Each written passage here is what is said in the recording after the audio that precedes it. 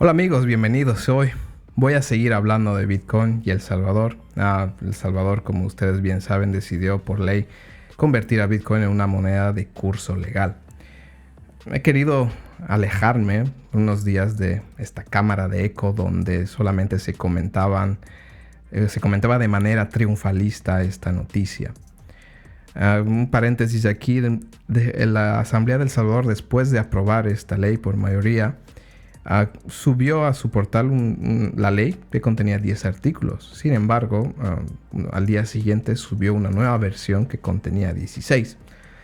¿No? Yo inicialmente basé mi análisis en la versión de 10 artículos, ¿no? Y después de leer la versión completa, pues me quedan muchas dudas y más que entusiasmarme, la noticia me deja muy nervioso.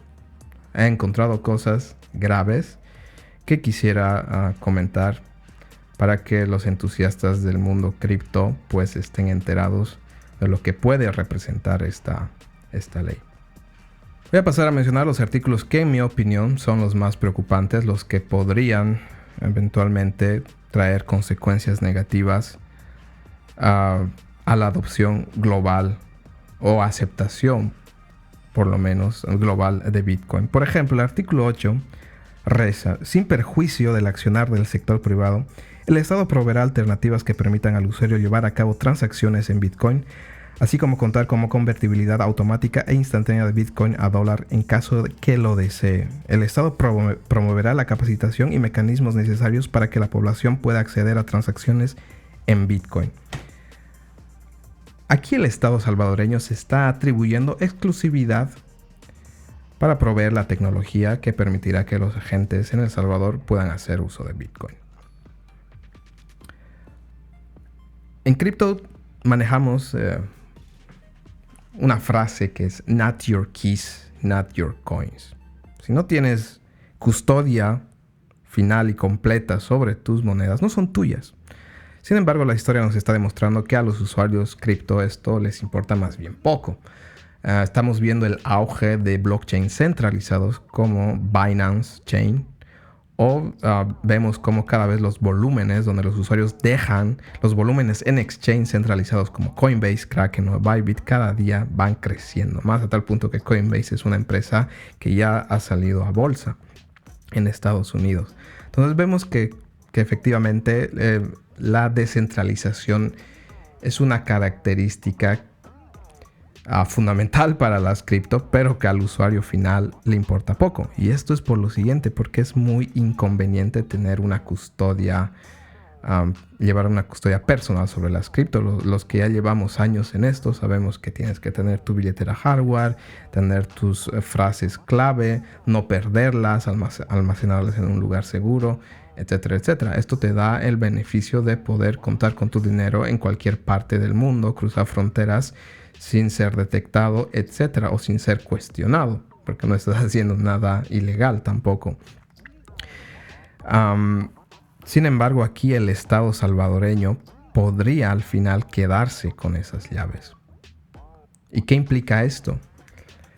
No quiero decir que el Estado salvadoreño pueda controlar el blockchain de Bitcoin o el blockchain second layer de Lightning, porque estos blockchains seguirán siendo centralizados.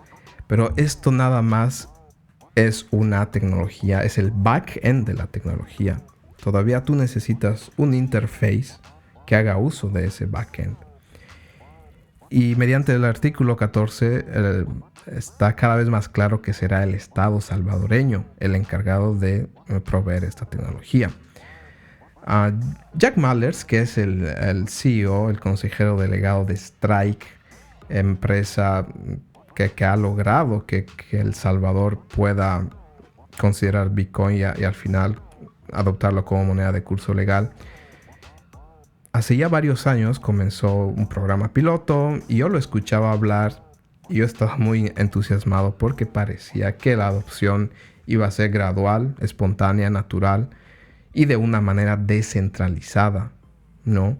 Que iba a haber una libre competencia entre estos interfaces, entre billeteras móviles que, haciendo uso de Lightning, el blockchain de Bitcoin, pudieran llegar a ofrecer alternativas a los ciudadanos salvadoreños, donde vuelvo a mencionar, ya existía un programa piloto. Pero si una vez más, por ley, tú quieres obligar, y lo vas a hacer, a que los agentes se decidan por una billetera móvil, entonces es ahí cuando los ciudadanos dejan de disfrutar las bondades de las cryptocurrencies.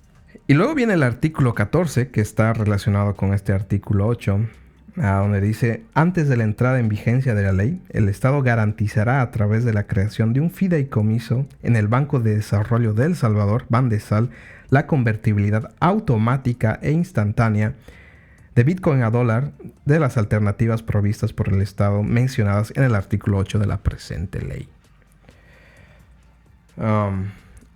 Ok, es lo que mencionaba hace un momento, ¿no? Cuando yo escuchaba a Jack Mallers hace un par de años, hace un año, parecía que la solución iba a venir espontáneamente, de una manera descentralizada. Pero yo aquí leo la palabra fideicomiso, un trust que está creando el gobierno salvadoreño para actuar de colateral de los riesgos de convertibilidad entre estas dos ahora monedas. Cuando uno hace uso del blockchain de Bitcoin u otro blockchain descentralizado o de soluciones second layer, normalmente uno accede a un pool de liquidez que no tiene nacionalidad, donde cada usuario aporta a su market maker o a estos pools de manera voluntaria, ¿no? Para ganar un interés a sabiendas de los riesgos que se corren, ¿no? Entonces era la solución perfecta, ¿no? Poder aplicarlo sin la ley, porque los mecanismos ya existen. Pero el gobierno salvadoreño, al crear un fideicomiso, primeramente recordar lo que lo está creando con fondos salvadoreños recaudados por impuestos o por deuda. Lo que está haciendo es socializar pérdidas, socializar costes, mejor dicho, socializar costes y eventuales pérdidas de este intercambio instantáneo que está prometiendo. Y recordemos que en el año 2008, el 3 de enero, el mismísimo Satoshi Nakamoto mina el Genesis block de Bitcoin. Y realiza un simbolismo que es muy importante. Deja grabado en el blockchain un titular del Times de Londres de la misma fecha, donde se anunciaba que los gobiernos iban a rescatar por segunda vez a los bancos europeos y norteamericanos. Estos años fueron la cúspide en que los banqueros centrales y políticos tomaban decisiones sin sufrir las consecuencias directas de las mismas. Tenían una falta de responsabilización total de sus acciones, ¿no? Esto es falta de skin in the game, falta de ser responsable sobre las decisiones de uno. Y Satoshi Nakamoto quiso dejar muy en claro que Bitcoin iba a ser ese mecanismo que iba a llevar a las personas a conseguir su libertad monetaria y volver a un sistema monetario con incentivos para que cada agente pueda ser responsable de sus decisiones monetarias. Así como en el pasado se trató ya de separar Estado e Iglesia, ahora el objetivo de Bitcoin es separar la institución del dinero de la institución del Estado, en vista de lo que ocurrió en los años 2008 y 2009. Y es por eso mismo que al leer el artículo 14, al leer la palabra fideicomiso, al ser muy clara la intención del gobierno salvadoreño en socializar los costes y pérdidas de la convertibilidad inmediata, se está de alguna manera contraviniendo los objetivos de Bitcoin, se está desnaturalizando los objetivos de Bitcoin, y eso a mí me pone muy nervioso una vez más. Más que todo teniendo en cuenta de que la forma de hacerlo, los mecanismos, la tecnología para llevarlo a cabo de una forma descentralizada, donde cada agente sea consciente del riesgo que corre al hacer transacciones con Bitcoin, iba a ser los únicos responsables de una eventual pérdida o coste, ¿no? ¿Por qué socializar pérdidas y costes? Estamos volviendo a los viejos vicios del sistema monetario tradicional. Eso a mí no me gusta. Y luego, otro punto más. La ley muy claramente trata de establecer el Bitcoin como una unidad de intercambio, siendo que ya los agentes de manera espontánea y natural empezaban a utilizar Bitcoin como un activo refugio de valor, no como una unidad de intercambio. Entonces, una vez más, se trata de imponer de un plumazo un uso que los agentes no veían en Bitcoin. Al ser un activo deflacionario, preferían resguardarlo como una inversión hacia el futuro. Porque recordemos las historias, ¿no? de los que compraron una pizza con Bitcoin o un Xbox con Bitcoin, y ahora ese Xbox vale 3, 4 millones de dólares, ¿no? Entonces la gente se dio cuenta de por dónde iba evolucionando este activo y cada vez más lo utilizaban como refugio de valor. Y en palabras del mismo Jack Mallers, hace un año en el podcast con McCormack, What Bitcoin Did, se llama el podcast, comentaba esta idea, ¿no? Que Bitcoin más que todo ahora está siendo, o sería utilizado, y mencionó El Salvador, estaba siendo utilizado en El Salvador, en la red Lightning, como un activo para asegurar las transacciones de activos o de monedas sintéticas dentro del blockchain Second Layer de Lightning. ¿Qué quiero decir con esto? Bitcoin simplemente actuaba como ese asegurador de las transacciones, ¿no? Como un puente, como una pasarela, una autopista que llevaba los dólares de un lado al otro, que llevaba los euros de un lugar a otro, que llevaba los USDT Tether de un lado a otro, pero no, en realidad la gente no estaba intercambiando bitcoins, estaba intercambiando dólares, euros, USDTs, USDCs, etc.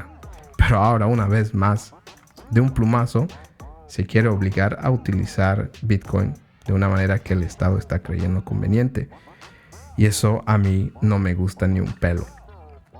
Porque además, como ya mencionaron muchos economistas en los pasados días, esto crea un riesgo sistémico innecesario para la estabilidad financiera del Salvador.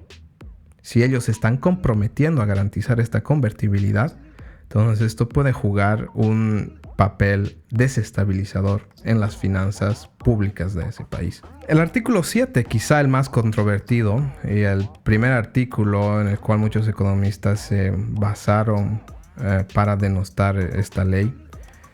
Y obviamente es un artículo que contraviene la libertad directamente. Y dice, todo agente económico deberá aceptar Bitcoin como forma de pago cuando así le sea ofrecido por quien adquiere un bien o servicio. Obviamente esto va en contra de la libertad de elección monetaria. Yo en un principio, y tengo que reconocerlo, pasé a tratar de justificar este artículo, si bien iba en contra de la libertad. Siempre que leo se impone o se obliga en una ley, yo ya paro mis orejas. En un principio yo traté de justificarla porque era la única manera jurídica, contable, de que El Salvador pueda quitarle fricciones a Bitcoin de ser un activo de reserva de valor y empezar a ser utilizado como una moneda. Dije, bueno, El Salvador quiere que Bitcoin sea utilizado como moneda de intercambio, pues tendrá que quitarle el estatus de un bien de refugio de valor, ¿no? Ya lo mencioné hace un momento, cada vez que en otros países, por ejemplo en Estados Unidos, que el Bitcoin se graba como propiedad, cada vez que compras algo con Bitcoin, tienes que pagar impuestos sobre ganancias de capitales, ¿no? Entonces yo dije, bueno, este artículo es necesario si el Bitcoin tiene esa idea de si El Salvador quiere utilizar Bitcoin como unidad de intercambio. Pero luego el artículo 5 menciona los intercambios en Bitcoin no estarán sujetos a impuestos sobre las ganancias de capital, al igual que cualquier moneda de curso legal. Entonces, teniendo el artículo 5, el artículo 7 ya se convierte en irrelevante, ¿no? Entonces es algo que me preocupa. ¿Por qué las ganas de imponer su adopción? ¿Por qué la obligatoriedad? ¿Por qué el carácter obligatorio de esta adopción? Eso es algo que todavía no entra en mi mente. No sé qué es lo que quiere alcanzar El Salvador con esto. Y lo peor de todo es que va en contra de los principios filosóficos de Bitcoin, los objetivos que quiere alcanzar. Y una vez más, hay otro tema que no lo estamos considerando.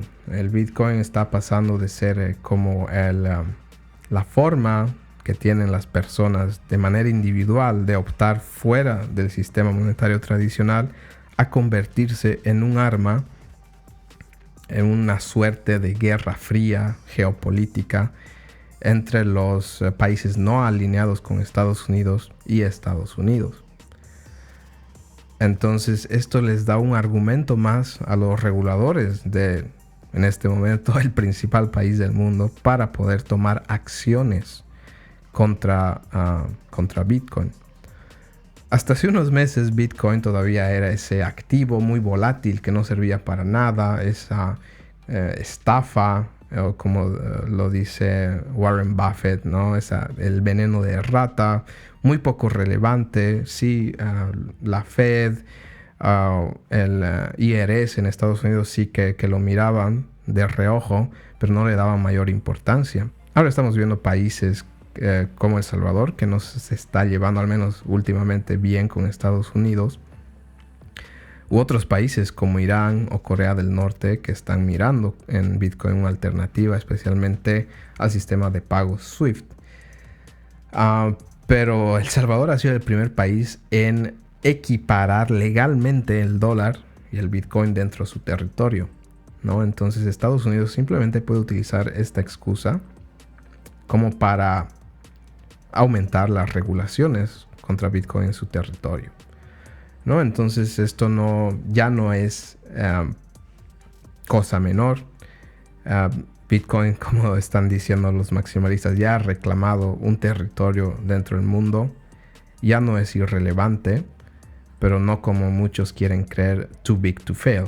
Estados Unidos simplemente puede decir, Bitcoin está siendo utilizado como un arma en una suerte de guerra fría, ¿no? O conflictos geopolíticos, y tomar decisiones contra el mismo. Estos son mis pensamientos acerca de la nueva ley Bitcoin, el lado negativo y en muchos casos las contraveniencias directas para lo cual Bitcoin ha sido creado. Nos vemos en el próximo video. Cuídense. Chao.